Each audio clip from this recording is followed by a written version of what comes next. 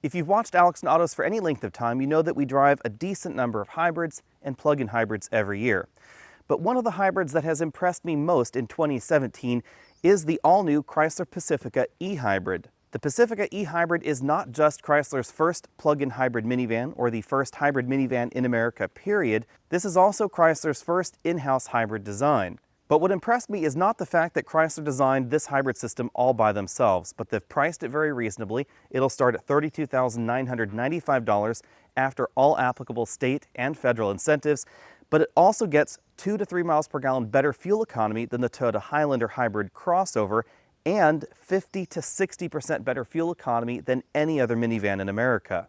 All of that is very impressive considering that this vehicle weighs almost 5,000 pounds and it's nearly the same size as a Chevy Tahoe. This is a very large vehicle and it'll get you 32 to 33 miles per gallon in regular driving, even if you don't charge it. Yes, I said charge it because all versions of the Pacifica Hybrid are plug-in hybrids. That means that we have a 16 kilowatt hour battery pack hanging out right there under the second row seats, giving this vehicle an all-electric range of about 33 miles. You might be wondering why you'd want a minivan with a plug. Well, first off, we don't have to plug in the Pacifica if we don't want to, because this is not an electric vehicle. This is a hybrid that allows you to charge its battery pack using your house power.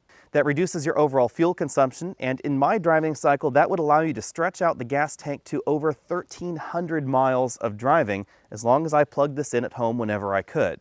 If you live in some states, you can also drive this vehicle all by yourself in a carpool lane. So if you live in California and you have to go to pick up your kids and sit in that traffic every day, in this vehicle, you could ride in the carpool lane in both directions. Obviously, every vehicle has trade-offs, and you do have to give up a few things in order to get the hybrid system under the hood of the Pacifica. The first and most important thing you have to give up is the 8th seat in the vehicle. This is a 7-passenger minivan only. Chrysler had to remove that 8th seat from the vehicle in order to help balance the load because the battery does weigh a decent amount. We also have a few features missing on this top-end trim versus the top-end trim of the non-hybrid model to help keep costs low. There's no spare tire.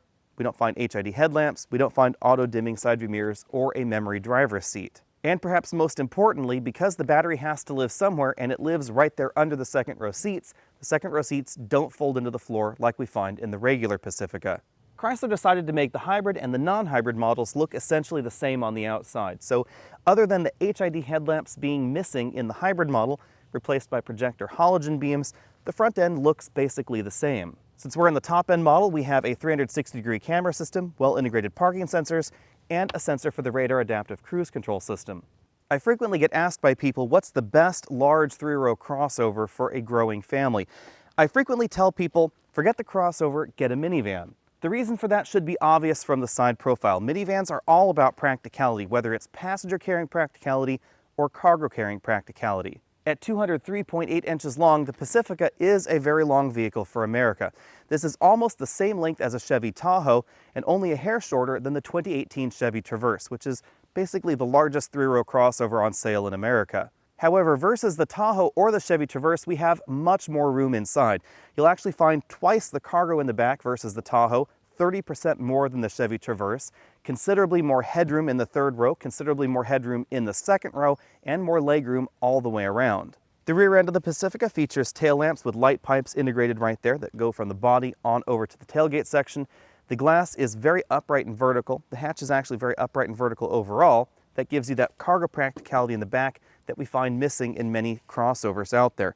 You'll also find the only other differentiation between this and the regular model, which is this hybrid badge on the tailgate. We have very well integrated parking sensors below that and a hidden exhaust tip. Under the hood, we find the heart of Chrysler's hybrid system. It's a new 3.6-liter V6 engine. This hybrid system is a planetary gear set style hybrid system, more similar to what we see under the hood of certain Ford, Toyota, and General Motors models, a little bit different than what we see under the hood of Audi, Hyundai, and Kia models. And very much like the Chevy Volt in electric-only mode, the vehicle can use one motor to drive the vehicle, or it can actually use both motors together to help make the vehicle more efficient in its electric mode. When operating in electric mode, the Pacifica will give you about 115 to 120 horsepower, but you're not really limited to that because if you press the accelerator pedal further, it'll just turn on the gasoline engine and then give you the 260 horsepower that this system is good for total.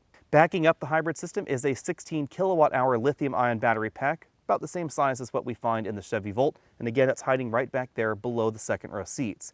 That 16 kilowatt hour lithium battery pack is good for a 33-mile electric range. You'll notice that is lower than the Chevy Volt, but that's because this is considerably larger than the Volt.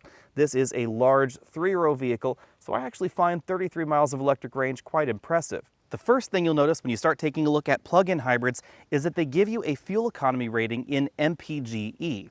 MPGe is really an attempt to make electric vehicle efficiency seem a little bit more familiar and a little bit more relatable.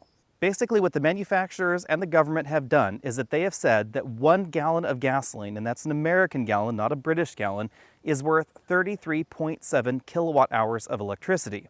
The math by which they have arrived at this number is immaterial. All you really need to know is that 1 gallon equivalent is worth 33.7 kilowatt hours of electricity, and they use MPGe, or miles per gallon equivalent, as a way of comparing the efficiency of one electric vehicle to the other. For 2017, the Pacifica Hybrid is rated at 84 MPGe.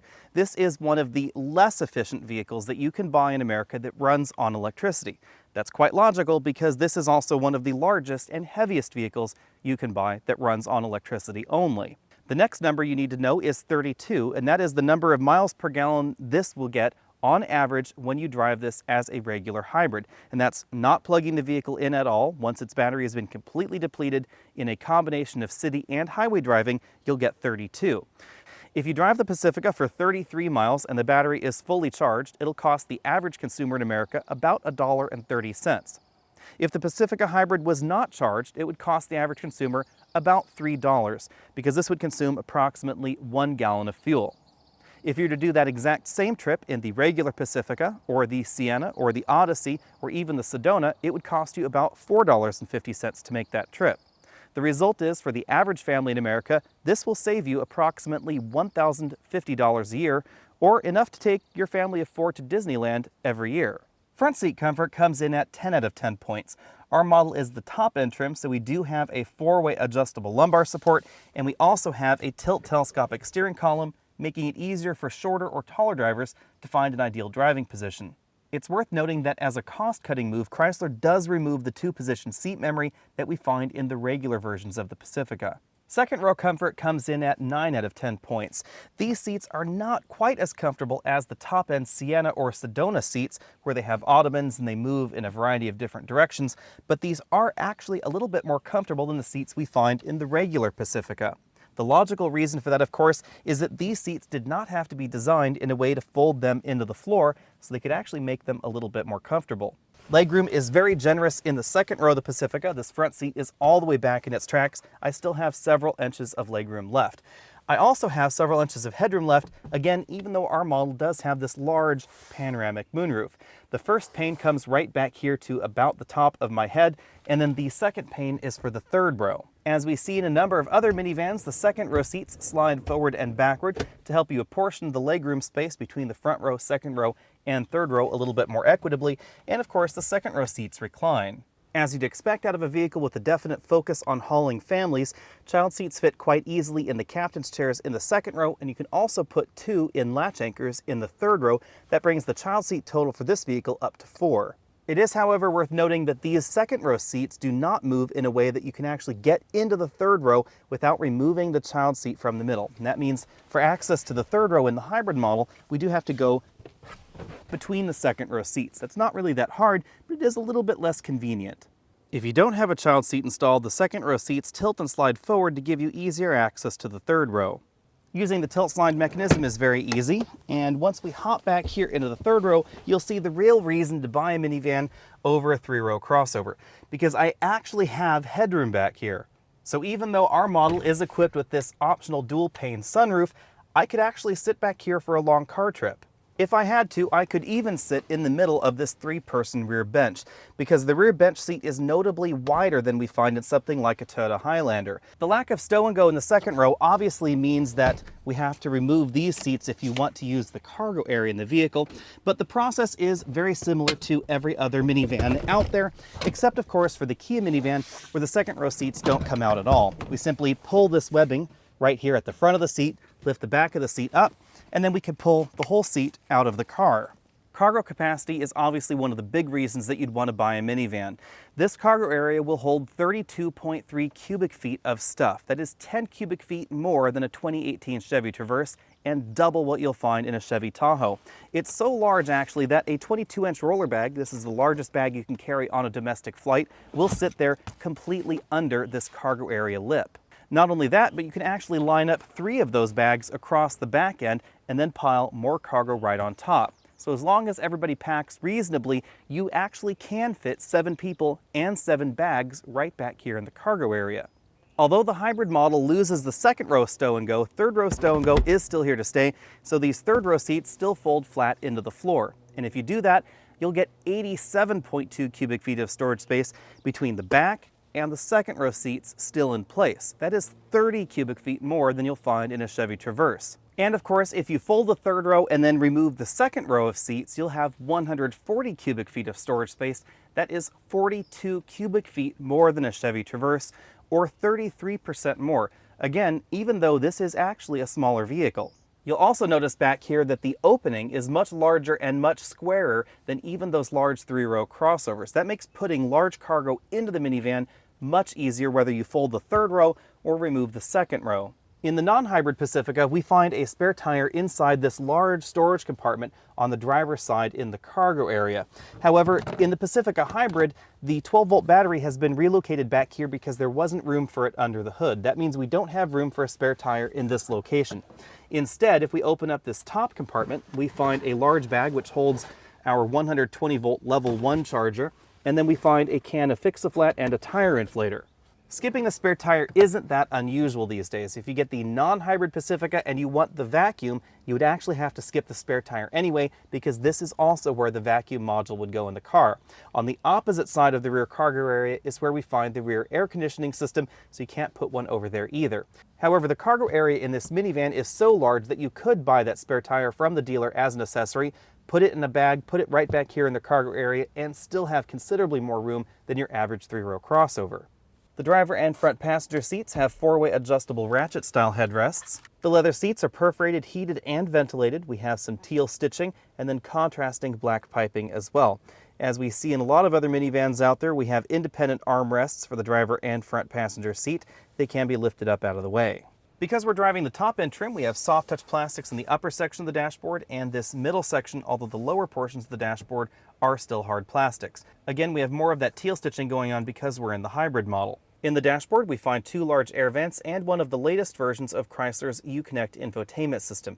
Now, this does not run the absolute latest version of this software, so one thing you'll definitely notice is that we don't have Apple CarPlay or Android Auto integration, although as you can see, we do have iPod integration with Album Art. This version of Uconnect also gives us the 360-degree camera layout, and you'll notice that we have active lines right back there for the steering. Under Uconnect apps, we find a hybrid electric app that gives us our typical power flow display that we see in other hybrids out there. It shows us how much power is coming out of the battery and going to the electric motor or going to the climate. There's also an engine section to tell you how much power is coming from the engine if it were on. We can see driving history, how many miles we've driven in hybrid mode and electric mode. You can also alter your charging schedule so that way the vehicle charges at a time where power is a little bit less expensive for you. Below the infotainment screen, we have a rotary shift knob. We turn it clockwise to get drive, then we push down and turn one step further for the low mode. Low mode kicks up the regeneration into the battery a notch, and it also helps keep your speeds under control if you're going down long downhill slopes. No minivan would be complete without tons of storage, so below that area we find a slot where you can easily put a smartphone. We also have one USB port and an auxiliary input for the Uconnect infotainment system. Below that, we find a storage bin where you could very easily put smartphones, wallets, and we also have some coin holders in there. Below that storage area, we find a 12-volt power port, a USB charge-only power port, and some more storage area right there. You notice there is a second tier as well, and this is open on both sides, so you can actually put very long items into the vehicle all the way from the back.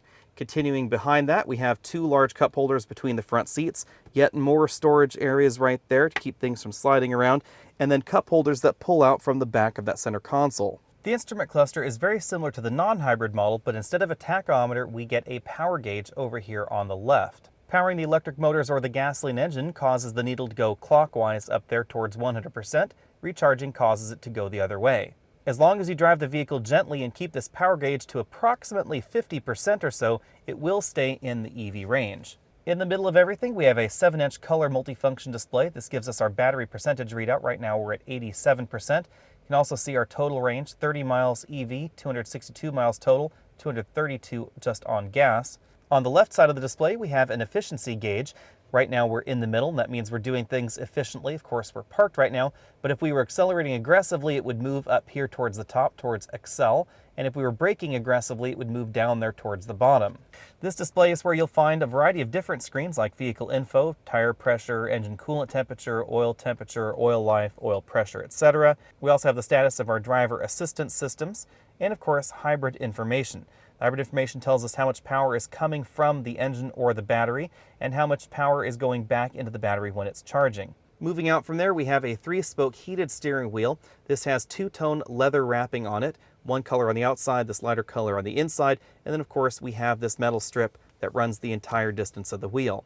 On the left side, we find the controls for that multifunction display between the speedometer and the power gauge. We also have dedicated phone hang-up and pickup buttons, a voice command button, and then we find the controls for the radar adaptive cruise control over here on the right. If you want non-adaptive cruise control, we press this button right here. If you want adaptive cruise control, we turn it on with this button down here. Although 115 to 120 horsepower in electric-only mode and 260 horsepower total doesn't sound like an awful lot for a 5,000-pound minivan, this actually performs better than you might think. Climbing up these steep hills in the Santa Cruz Mountains of Northern California, we can easily stay in electric-only mode. That's because we have a great deal of torque coming out of those motors.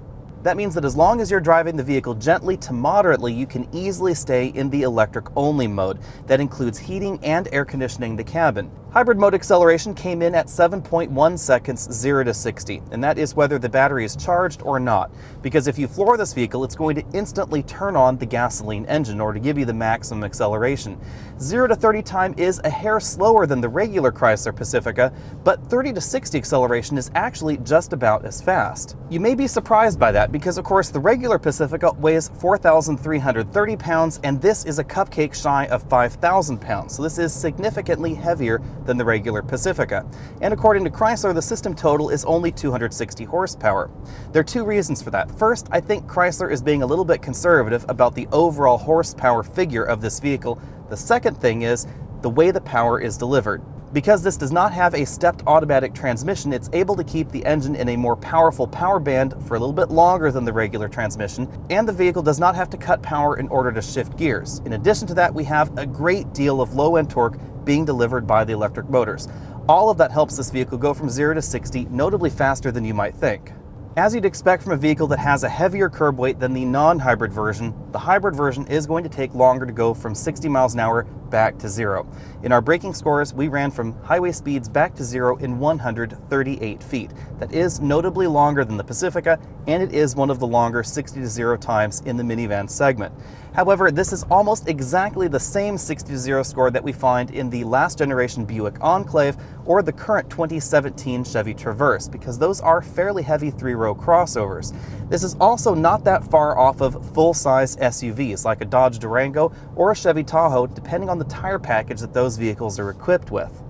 When it comes to handling, I'm going to give this a B- as far as minivans or large crossovers and large SUVs go. That may surprise some of you. I find that a lot of people incorrectly assume that minivans handle worse than crossovers or SUVs, and that's simply not true.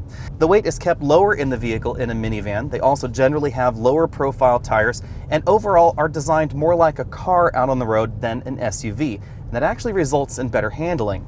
You'll notice that we have less body roll in the average minivan especially than many of those large 3-row crossovers, whether we're talking about a Chevy Traverse or a Buick Enclave or something like an Infiniti QX60, which I would say you could logically compare with this vehicle because it's available as a hybrid as well. Obviously, the hybrid version of the Pacifica is not going to handle as well as the non-hybrid version because this is almost 700 pounds heavier. However, that's not to say that the Pacifica handles poorly when compared to comparable crossovers, because if you're taking a look at the hybrid Highlander, you should know that it is actually about the same curb weight as this Pacifica minivan, even though it's considerably smaller in the back and it's a full foot shorter, and it's not a plug-in hybrid, so it doesn't have that massive battery pack.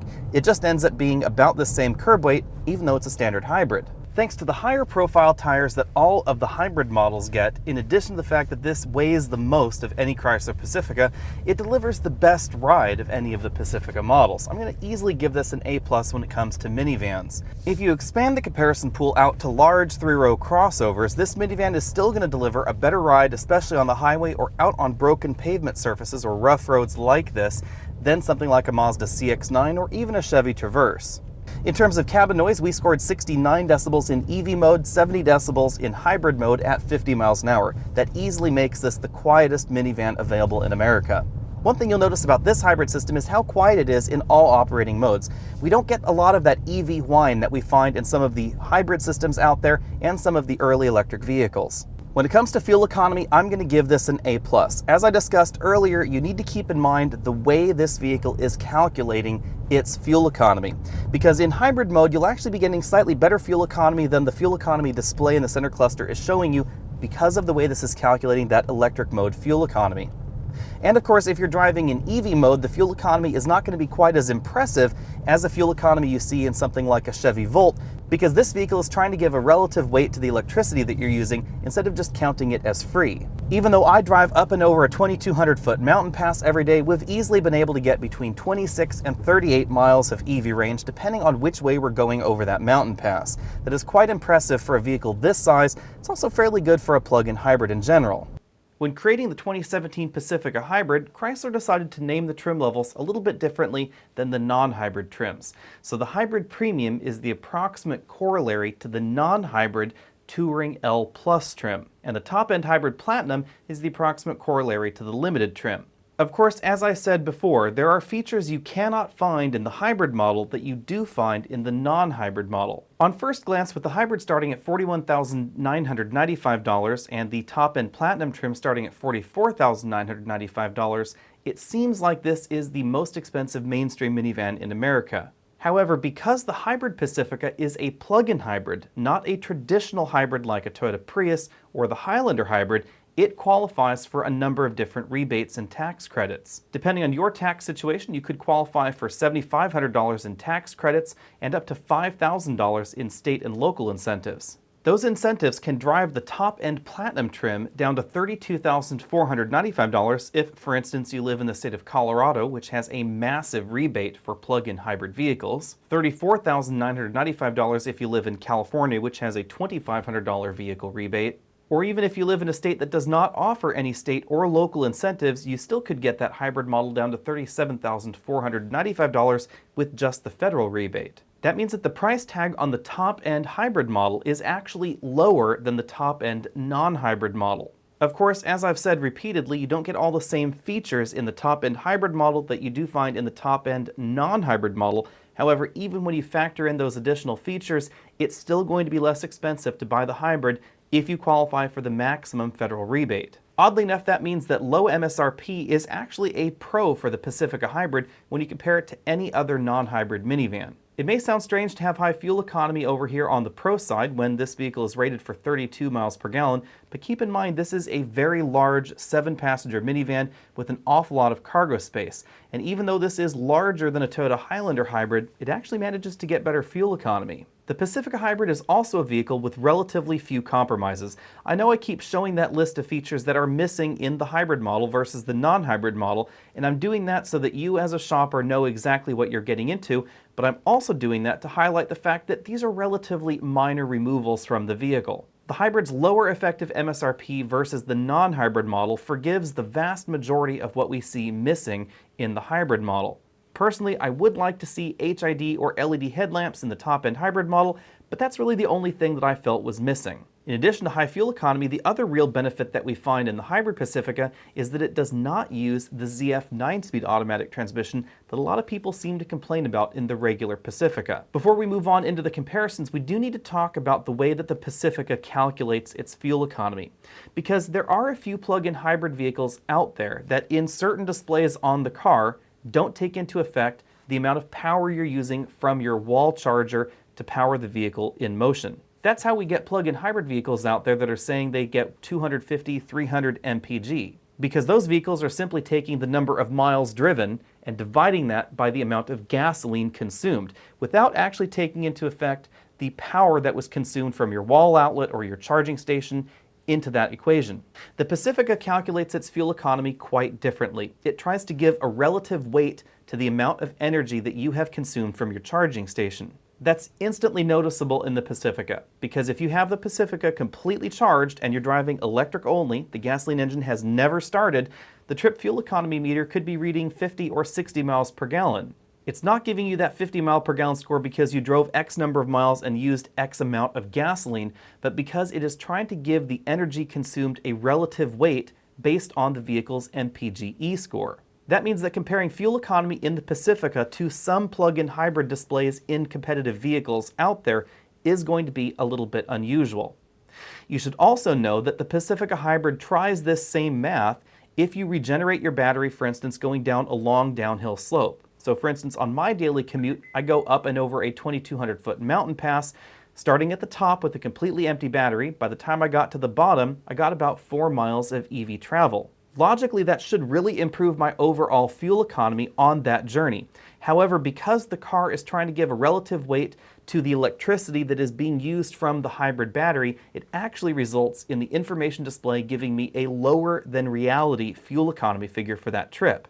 Whether Chrysler's method of calculating fuel economy is a good idea or a bad idea, you do need to know about it if you start comparing those numbers to your Chevy Volt or other plug-in hybrids out there. We don't have time in this video to be separating out all the minivans, so I'm really lumping the Pacifica, the Odyssey, the Sienna, and the Sedona all into the same bucket with this comparison. Even when you start taking a look at the high-value traditional minivans like the Kia Sedona, the Pacifica Hybrid actually manages to be less expensive than a comparably equipped Kia. That's all thanks to that very aggressive federal rebate program. And of course, if you live in a state like Colorado, it is going to be significantly cheaper than any of the other minivan alternatives. The two big things we have to give up in the Pacifica for the hybrid system may not be that big of a deal when you start comparing it to other minivans, because Chrysler minivans are the only ones with second row stow and go seating. So while that's a definite pro for the regular Pacifica, it's kind of a non-issue when you compare the hybrid with the non-hybrid competition. The lack of an 8th passenger seat may be an issue for some, but there are a number of minivans in America that are not available with 8 passenger seating in any variety. And of course, a large number of minivans out there come as 7-passenger minivans in the top-end trims anyway. So if you're comparing this to a top-end trim of the Toyota Sienna, for instance, top-end trim of the Sienna is going to be a 7-passenger minivan, so is the hybrid Pacifica. Practicality between the hybrid and the non-hybrid minivans is very comparable, with the exception of the lack of the spare tire. But as I said before, you could very easily keep a spare tire in a zippered pouch in the back and it really wouldn't cause that much of a problem. The one big thing that you will notice is handling. Handling will be different, the hybrid Pacifica to the non-hybrid competition, because of the added weight. Now let's move on to hybrid competitors. The direct hybrid competitor in my mind really is the Toyota Highlander, because the Toyota Highlander is sort of the quintessential 3-row hybrid crossover. Thanks largely to the rebates that we see on the Pacifica Hybrid because of its plug-in design, it could be up to $10,000 less expensive than a comparable Toyota Highlander, and oddly enough will give you better fuel economy. You'll also find about 3 times the cargo space behind the 3rd row. That means that it is possible for people to pack reasonably and fit 7 people and 7 people's worth of luggage in the Pacifica Hybrid, but you couldn't do that in the Highlander. You'll also find considerably more passenger room in the 2nd row and especially in the 3rd row in the Pacifica than you will in the Toyota. Obviously, you have to give up ground clearance and you have to give up the electric all-wheel drive system that we find in the Highlander Hybrid, but I suspect that's not going to make too big of a difference for most shoppers, especially since the Pacifica Hybrid has a big trade-off, and that is the ability to drive solo in the carpool lane in California and select other states. The Infiniti QX60 may sound like an odd comparison to the Chrysler Pacifica, but there is no longer a hybrid version of the Nissan Pathfinder. At $52,100, it is notably more expensive than the Chrysler Pacifica Hybrid. Although the Infiniti does have a more luxurious interior, it does not necessarily have more comfortable seats, it's not going to be any faster 0 to 60, and it's not going to get better fuel economy than the Pacifica either. It will handle slightly better than the Pacifica Hybrid, but the difference is not as large as you might think. Obviously, like the Highlander, the QX60 is an all-wheel drive crossover, so that is definitely a pretty big difference to a front-wheel drive hybrid minivan. but your passengers will probably be more comfortable in the Pacifica, and you'll definitely fit more cargo in that Pacifica as well. I have to admit that the Pacifica Hybrid really surprised me. This is a 5,000-pound box on wheels that seats 7, swallows up to 140 cubic feet of cargo, and still somehow manages to get over 32 miles per gallon even if you don't plug it in. That combination is very, very impressive even before we consider the fact that it manages to be less expensive than the non-hybrid Pacifica. As I said before, the average family will save over $1,000 a year even if you don't bother to plug your Pacifica in. If you do plug the Pacifica in, then those savings could be even larger compared to any of the other mainstream minivans out there. The combination means that not only are the operational costs on the hybrid Pacifica lower than the regular Pacifica, but the cost of acquisition is lower as well. So to me, it's a no-brainer. Unless you really need those stow-and-go second-row seats, or you really need that 8th seat in the cabin, the Pacifica Hybrid really is the only way to go for me. Therefore, if you are minivan shopping in America, the Pacifica Hybrid is unquestionably my top pick. And with that, I'll see you next week as we take our look at the 2017 Mercedes Metris. You can find us over in the meantime at facebook.com/AlexandAutos. And if you want to support this channel, head over to patreon.com and look us up over there. I'll see you next week.